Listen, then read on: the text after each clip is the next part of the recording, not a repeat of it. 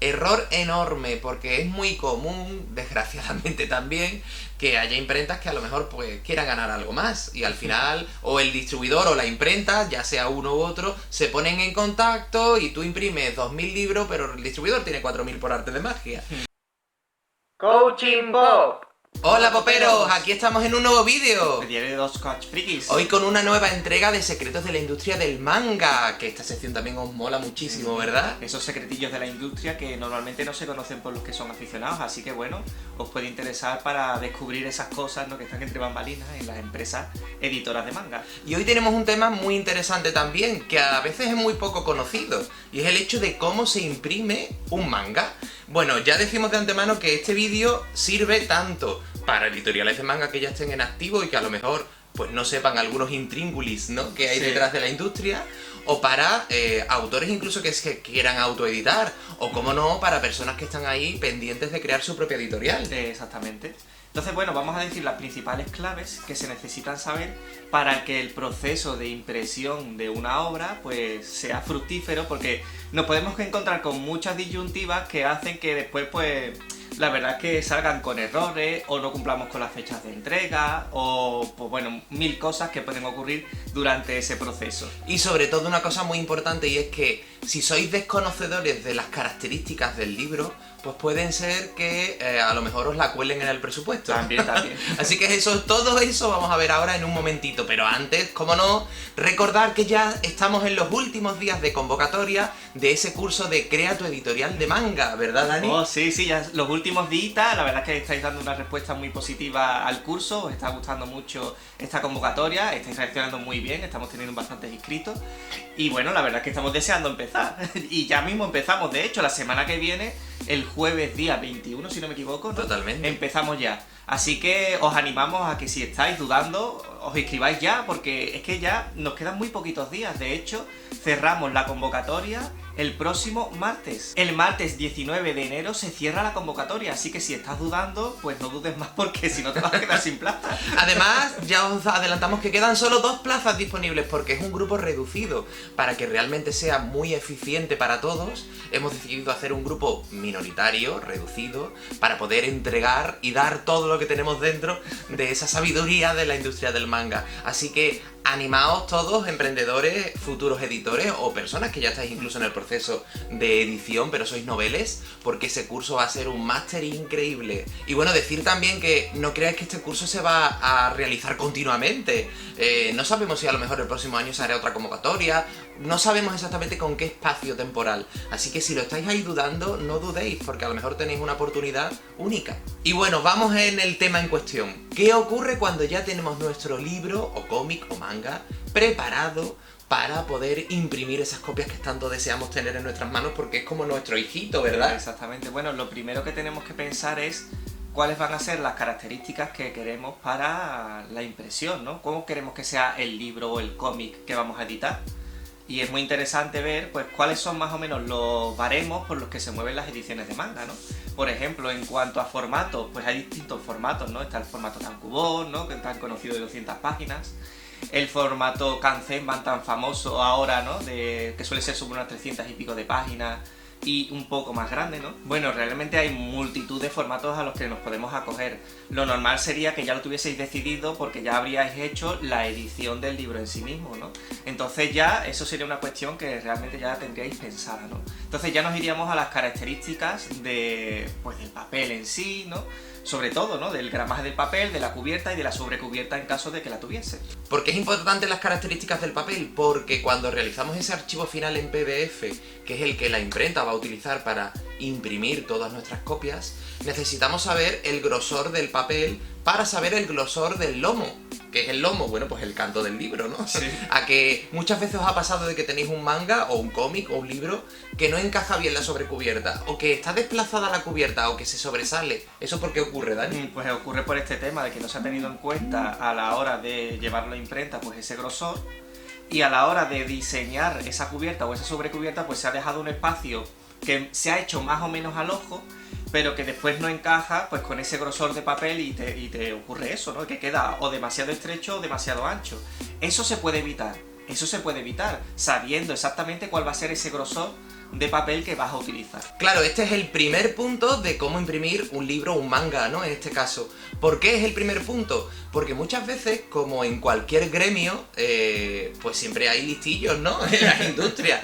No estamos hablando mal de todas las imprentas, que conste, ¿vale? Pero sí es cierto que igual que un fontanero, pues a veces te dices que has tenido una avería muy grande y te ha cobrado muchísimo dinero por algo que a lo mejor es muy minoritario, pues también ocurre en las imprentas. Muchas veces ocurre de que no se tiene conocimiento de las características técnicas, como hablamos del grosor del papel, y si no se tiene conocimientos de ello, es muy común que en presupuestos la imprenta pueda darte un grosor que después no se corresponde con la calidad final del libro. Aquí nos encontramos con la disyuntiva que muchas veces nos dicen muchos editores, que es el hecho de decir, no, mi libro está hecho en 120 gramos o en 100 gramos. Realmente 100 gramos de offset, que es digamos el papel estándar que se utiliza para los mangas, es un papel súper rígido y súper grueso. Para que os hagáis una idea, los más veteranos, es el papel que utilizaba en sus comienzos en esos Sailor Moon Glenad. Importante, en esos Sailor Moon de la primera edición, después Sí, ya utilizó y también otro. en Rurouni Kenshin, por ejemplo, lo tenía y se notaba porque era un tomo que quedaba súper rígido. Entonces, claro, ¿qué ocurre? Tengo que saber realmente cuál es la materia prima en la cual yo trabajo, porque si no, no puedo controlar la calidad y mucho menos el presupuesto que me puedan enviar una imprenta, ¿no? Sí. Entonces es muy importante ese punto. También hay que tener en cuenta que dependiendo del fabricante puede variar algo el grosor, aunque sea por ejemplo 90 gramos, ¿no? De un fabricante a otro puede haber alguna diferencia, aunque tampoco va a ser algo muy grande, ¿no? Para eso también hay que tener en cuenta que se puede preguntar antes a la imprenta, es decir, tú puedes tener diseñada tu cubierta, pero después tienes que tener en cuenta esta disyuntiva, preguntarle a la imprenta que te diga exactamente cuál sería el grosor del lomo que tienes que poner, y eso se hace, se puede hacer. Se puede hacer totalmente y bueno, son características y manejos técnicos que todos los inscritos al curso lo van a saber clarísimamente. Pero lo dicho, vais a saber muy claramente y tenéis que tener en cuenta muy claramente qué características tiene que tener mi libro. ¿De qué? Pues de interior, de papel de interior. En base al papel de interior me darán el grosor que tiene el lomo, contando también el papel de la cubierta. La cubierta, que es lo que va encolado o cosido después, bueno, encolado y cosido, dependiendo de la edición, al libro. Pero tengo que tener en cuenta el grosor de esos papeles, si no lo sé, no puedo calcular el lomo. ¿Quién me da el grosor del lomo? La imprenta. Así que es súper importante tener claras las características técnicas. En ese aspecto también decir que la imprenta puede suministrar una prueba de papel para que veáis cómo es, para que así estéis seguros de que el presupuesto se corresponde con la calidad final del libro que esperáis, ¿vale? Así que ese punto muy importante, y recordad, como en todos los sectores tenéis que saber lo que estáis haciendo, porque si la imprenta deduce que no tenéis ni idea, oye, pues siempre hay alguno que otro que se puede aprovechar de vuestra ignorancia, por eso es muy importante saber de la materia de la cual estamos trabajando. El punto número 2 sería la verificación del archivo final y las características. Tened en cuenta de que si el interior es en blanco y negro o en color, las características que tenéis que ponerle a ese PDF que vais a enviar a imprenta van a ser diferentes, ¿vale? En el caso de que sea impresión en blanco y negro, pues las características del PDF tienen que estar en blanco y negro. Importante, en blanco y negro, no en escala de grises. Exactamente, eso es importante. Ese punto es muy interesante porque normalmente tenemos dudas y nos confundimos, y al final si te confundes, ¿qué ocurre? Que si lo pones en escala de grises, el negro no va a ser puro y va a quedar una sensación como de suciedad a la hora de imprimirlo. Entonces, importante ese tema. Exactamente, es como el Change 1. Exactamente. Nuestro Change Up 1, pues pasaba eso, estaba en escala de grises, entonces la línea no es tan nítida, se ve como un poco tenue, que oye, que para una persona que no se maneje tanto en esto, la calidad es buena, pero la trama no se ve nítida. Entonces, bueno, ya que tenéis que editar un manga, ya sea externo o de autoedición, oye, hacerlo bien. Claro. Así que recordad, negro puro tiene que ser. Pero ¿qué ocurre si es en color? Si es en color, pues lo tenemos que tener en CMYK, no en RGB. Si se lo das en la imprenta en RGB, lo normal es que te lo transformen a CMYK. Pero ¿qué ocurre? Digamos que va a perder como la intensidad, los colores, se va a ver como muy apagados esos colores. Y claro, al final el resultado pues, va a ser bastante mediocre. Entonces, este es un punto donde se suele fallar bastante, porque no se tienen en cuenta esas especificaciones. Porque hay veces que los programas de diseño te ponen por estándar, ¿no? Por así decirlo, tienen como estandarizado el hecho de que esté a priori en RGB. Entonces, tened en cuenta esto y mirad muy bien las especificaciones en las cuales tenéis puesto el archivo sobre el cual estáis trabajando, porque tenéis que modificarlo en caso de que esté en RGB. Seguro que muchísimas veces habéis tenido en vuestras manos algún cómic o manga donde de repente alguna página en color que está intercalada tiene un color excesivamente pobre. Pues probablemente es este punto, un fallo a la hora de no haber convertido a CMYK en el proceso de edición lo que es ese archivo. Así que es muy importante ese punto, que por cierto, no hemos hecho un vídeo todavía del proceso de edición, pero sí es verdad que tenemos una sección en nuestro mundo friki que se llama Operación Pop, que os está encantando a todos, donde estamos desgranando los intríngulis, precisamente, los aspectos técnicos precisamente de las ediciones de los mangas. Así que bueno, podéis iros ahí y verlo, ¿no? Y así aprender lo que hay detrás de ese arte de editar un manga. Eso es. También tener en cuenta que muchas veces cuando trabajéis, por ejemplo, con Japón, es normal que os envíen las imágenes en RGB en algunos casos. Si la tenéis que transformar en CMYK, tened cuidado con el programa que vais a utilizar, porque hay programas que te lo transforman cambiando muchísimo los colores.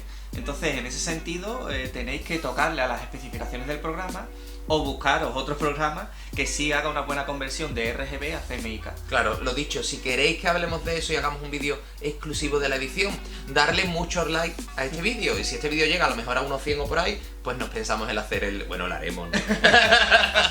lo haremos.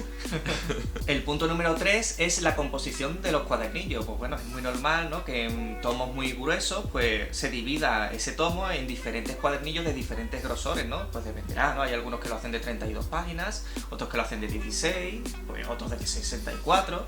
Depende de las especificaciones que tú le dejas a la imprenta, o si la imprenta se toma la libertad de tomarse la licencia de poner el número de páginas que considere. Claro, este punto va totalmente conectado con el grosor del papel. Imaginaos que cogéis un grosor de papel muy grueso, el de 100-110 gramos, que eso ya nosotros no lo recomendamos realmente. Pero imaginad que cogéis ese tipo de grosor. Si tenéis ese grosor de papel offset y encima lo encuadernáis con 64 páginas, el libro, los cuadernillos, al prensar, es decir, al aplastar, para que nos entendamos, se van a quedar un poquito abiertos, porque es tan grueso el papel que por mucho que se prense la máquina, siempre va a quedar un poco abombado. Por eso es muy importante que según el tipo de papel y el grosor que tenga, pongáis un cuadernillo de 16 a 32 páginas dependiendo de ese aspecto.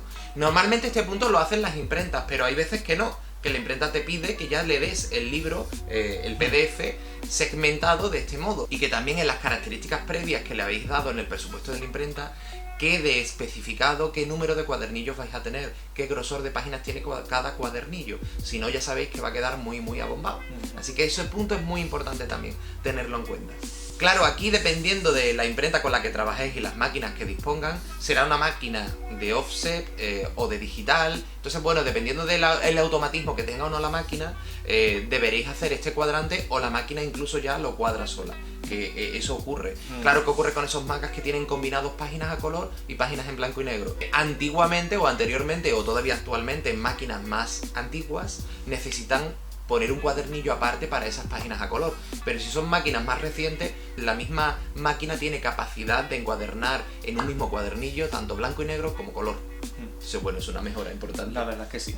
Yo recuerdo en ese punto cuando una edición que hicimos, la primera que incluía en España páginas a color en un manga, que fue Hanaukio, My Tai, ¿te acuerdas? Sí. Pues recuerdo como para intercalar esas páginas entre medio del libro, porque estaban intercaladas, tenían que cuadrar los cuadernillos para que acabara en ese punto y después tener que insertar y pegar la página en color en cuestión, ¿no? Como que no estaban acostumbrados, y yo recuerdo que incluso nos llegaban a decir que no se podía hacer, que o era en blanco y negro todo o era en color, pero que un mixto imposible. Fijaos, en verdad, en ese sentido se avanza un montón. Total, claro, la ventaja era que el papel de la página a color lo podíamos escoger estucado, es decir, un papel satinado que tuviera más calidad que el offset normal, porque el offset apaga un poquito el color, ¿no? Evidentemente, al no ser un papel prioritario para el color. Pero claro, nosotros podíamos escoger ahí un papel satinado. Ahora no, ahora normalmente las páginas a color se incluyen y se imprimen en el mismo tipo de papel offset, que igualmente, oye, por lo menos lo tiene, por lo tanto muy bien, ¿no? Claro. El punto número 4, el ferro de prueba y su verificación. ¿Qué es el ferro de prueba? Pues es una prueba impresa que nos da la imprenta, no con calidad final, pero sí una prueba para que verifiquemos que el cuadrante de cuadernillos y que la composición final del libro es correcta. Esto es súper importante para los mangas, porque como se lee al revés, hay imprentas que se pueden hacer un poquito un lío a veces. Y además es interesante que hagáis un propio ferro de prueba antes incluso de enviarse a la imprenta, porque la imprenta te tiene que dar uno, ¿vale? Para tú verificar que todo está ok. Pero es que tú también es interesante que lo hagas precisamente pues para mirar qué fallos se te pueden haber escapado y si está todo realmente cuadrado como tú lo quieres, ¿vale? Porque una vez en la imprenta te envía un ferro de prueba, si son características pues más de la edición, pues a lo mejor ya no es el momento de cambiarlo. Claro, y aquí también se entrelaza un poquito con aspectos legales. ¿Qué ocurre si yo entrego un PDF final de mi libro o de mi manga a una imprenta? No he firmado ningún ferro de prueba, ni yo le he dado una prueba fehaciente impresa del mismo, y me imprimen el libro y yo no he verificado nada y está mal. La imprenta puede decir que es que mi archivo que yo le he suministrado está mal. Tengo que verificar realmente de forma impresa también ese aspecto.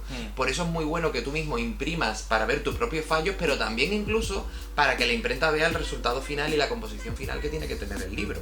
Cuando eso se hace, la imprenta te envía su ferro de prueba, lo normal que es, lo verifico, anoto los cambios si es que hay algún cambio que tengan que realizar, lo firmo y se lo deposito nuevamente para que quede constancia de que ese es el archivo final, la composición final que tiene que tener el libro. Si no, a lo mejor la imprenta se va a lavar las manos y no va a querer reimprimiros el libro en caso de que cometan algún fallo. Claro. Porque ¿quién demuestra que el fallo es realmente de ellos? Si no habéis tenido previamente algo que lo indique.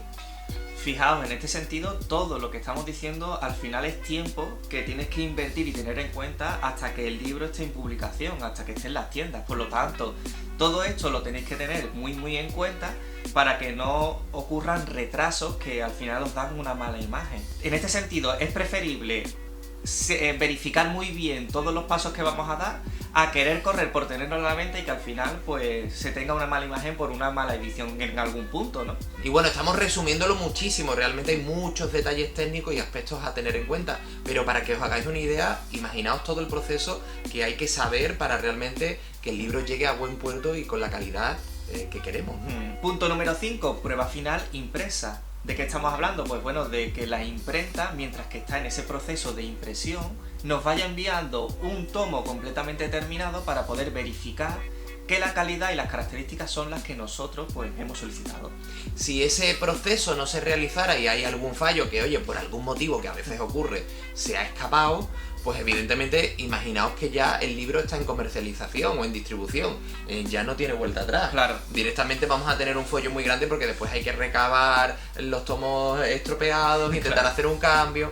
Eso cuando ocurre es porque no ha habido una buena gestión, porque la editorial no ha hecho una buena gestión a la hora de supervisar su propio producto. Claro. Por lo tanto, ser editor no es solamente editar, ser editor es manejar todos estos aspectos para ser un buen empresario, en este caso de una editorial, ¿vale? Por lo tanto, es muy importante verificar ese libro final, ver que todo está bien para dar el ok final a que ese libro se pueda comercializar y pueda venir una agencia de transporte a recogerlo, ¿verdad? Claro, y ese sería el punto número 6, pues que la mercancía pues vaya directamente a nuestros almacenes.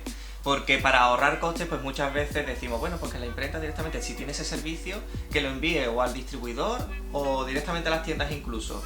Error, porque no controlas tu stock. Error enorme, porque es muy común, desgraciadamente también, que haya imprentas que a lo mejor pues quieran ganar algo más y al final o el distribuidor o la imprenta, ya sea uno u otro, se ponen en contacto y tú imprimes 2000 libros, pero el distribuidor tiene 4000 por arte de magia.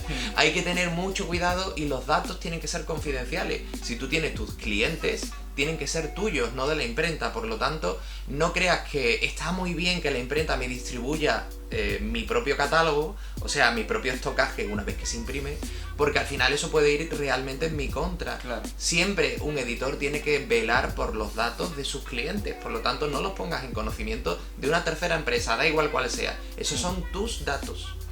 Y en ese sentido, si la imprenta tiene poco que ver con el sector, incluso mejor, ¿no? Porque si hay un enlace muy claro entre imprenta y distribución, normalmente ahí ya pueden haber otros intereses y no interesa, para la redundancia, ¿vale?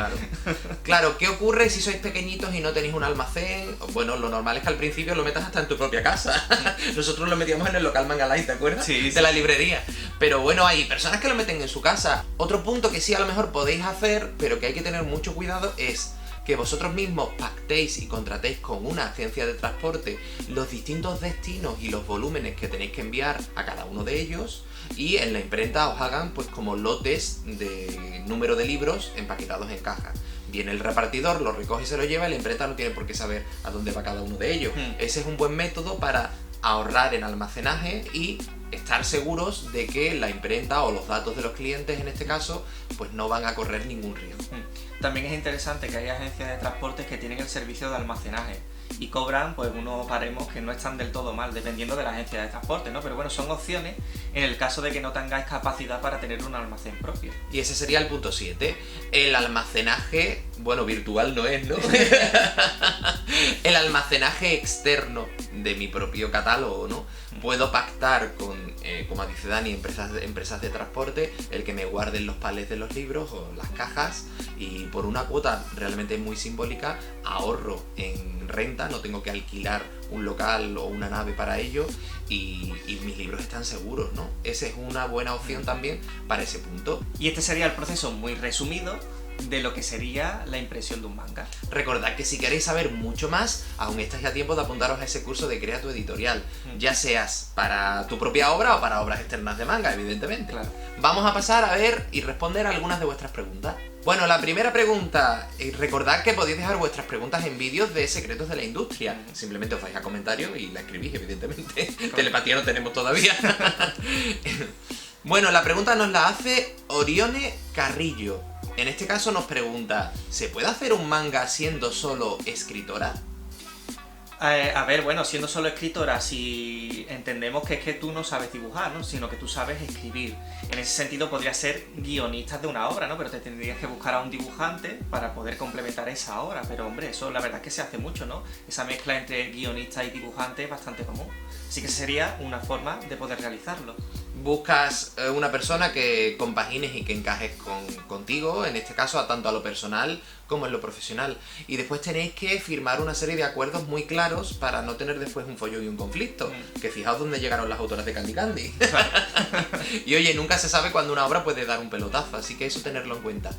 Es cierto que no sabemos si a lo mejor te estás refiriendo a si puedes crear un manga y editar un manga siendo tú una autora. Entendemos que hablas de escritora como guionista, pero si tú quieres hacer una autoedición propia de ti, de tu libro, pues claro que lo puedes hacer. De hecho, simplemente actuarías de forma autónoma como una empresa editorial para autoeditar, en este caso, tu propia obra. Hay multitud de imprentas que van a facilitarte esta labor, pero eso sí, tienes que formarte un poquito y saber cómo editar tu propio libro, porque te vas a convertir en una autónoma profesional, aunque sea durante un periodo de tiempo de venta del libro. Para eso también vale nuestro curso, ¿eh? Claro. Bien, otra pregunta nos la dejó Ismael Martín, que hace una exposición larga con respecto a nuestros vídeos de Secretos Manga Line, ¿no? Y básicamente su duda es si realmente cuando una editorial termina su edición, su editorial, su andadura, esos libros que supuestamente se destruyen, ¿cómo después están durante muchos años vendiéndose en tiendas? Ah, bueno, claro, pues que no se destruyen. Lo normal que se hace que es, pues, se hace una distribución a lo mejor en otros países, ¿no? O incluso en el propio país se va vendiendo de forma clandestina, vamos a decirlo así, ¿no? En stands comerciales que tienen de repente ese material durante muchos años, ¿no? Son los cementerios, ¿no? Se le llaman los cementerios de las editoriales muertas, pues al final se le da salida, ¿no? En lugar de destruirse, pues se trata de sacar una rentabilidad a posteriori una vez la editorial pues ha dejado de tener actividad. Claro, aquí hay varios puntos, ¿no? Es verdad que la editorial puede destruir sus libros, venderlo a un distribuidor tercero a saldo. Nosotros lo hicimos con un catálogo que teníamos, ¿no? Lo vendimos a saldo a un distribuidor que, bueno, pues él ya lo vendería por sus medios, ¿no? A un distribuidor que a priori, pues lo iba a vender por otras vías. Pero también nos ocurrió una cosa curiosa, y es que vendimos un estocaje y de repente en las librerías había libros que no habíamos vendido en ese saldo vendiéndose. ¿Por qué? Pues porque eran copias que ya existían sin nosotros tener conocimiento, evidentemente. Entonces, Ismael, con respecto a tu pregunta, pues claro, pueden verse libros una vez que cierra la editorial, pues porque son copias a veces que no se han destruido o que incluso, y esto es muy salseante, todavía se está produciendo. No por parte del equipo editorial, pero sí por un tercero. Ahí atentos a Archivo Secreto Manga Line, ¿eh? Porque ahí hay telita también. Y la última pregunta de hoy nos la hace llegar Miguel Núñez, que nos dice: ¿Qué opinión tenéis de la nueva editorial Arechi? Por el momento han recuperado 2 de vuestras series y sus licencias no están tan alejadas de lo que podría ser Manga Line en su día. ¿Creéis que es una buena oportunidad para ver cómo se desarrolla actualmente una editorial que por ahora parece trabajar de manera parecida a vosotros? A ver, todavía es pronto para saber si va a coger realmente el camino, un camino parecido, ¿no? En cuanto a licencias o a forma de trabajar como teníamos nosotros, ¿no? Evidentemente, bueno, las licencias realmente sí son bastante potentes e interesantes las que están cogiendo. En cuanto a distribución parece que no han cogido la mejor opción y eso puede ser que determine su andadura. Esperemos que no. Ya decimos que en cuanto a títulos y a ganas, sí que vemos que le están poniendo muchísimo interés, ¿no? Porque fijaos, la forma de conseguir Cities Anti-Family Combo, la verdad es que ha sido una jugada bastante maestra, ¿no? O sea, han dado ahí un salto en cuanto a licencia bastante importante. Veremos a ver cómo va continuando. Claro, de momento no podemos decir si nos parece que es parecido a uno a nosotros porque no han empezado, no han trabajado y bueno, no los conocemos tampoco, así que habrá que ver cómo va o cómo no va para poder opinar al respecto. Yo lo que sí a nivel personal puedo decir es que bueno, una editorial tiene que tener esencia propia. Si una editorial es parecida, en este caso a nosotros, pues no empieza bien. Tiene que tener su propia esencia. Entonces, bueno, a ver qué nuevos títulos nos traen, claro, y qué innovación en el mercado pueden hacer para que Arechi no sea la Manga Line 2, sino que sea Arechi.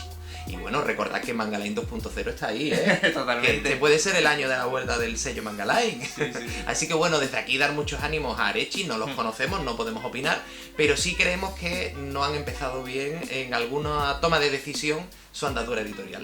Creo que estamos hablando bastante claro. Sí, creo que se entiende. Coaching Bob. Y bueno, ¿qué os ha parecido este vídeo? ¿Interesante? ¿No es interesante? Oye, nos encantaría que nos dejarais comentarios todos los autores o autoeditores que haya por aquí, ¿no?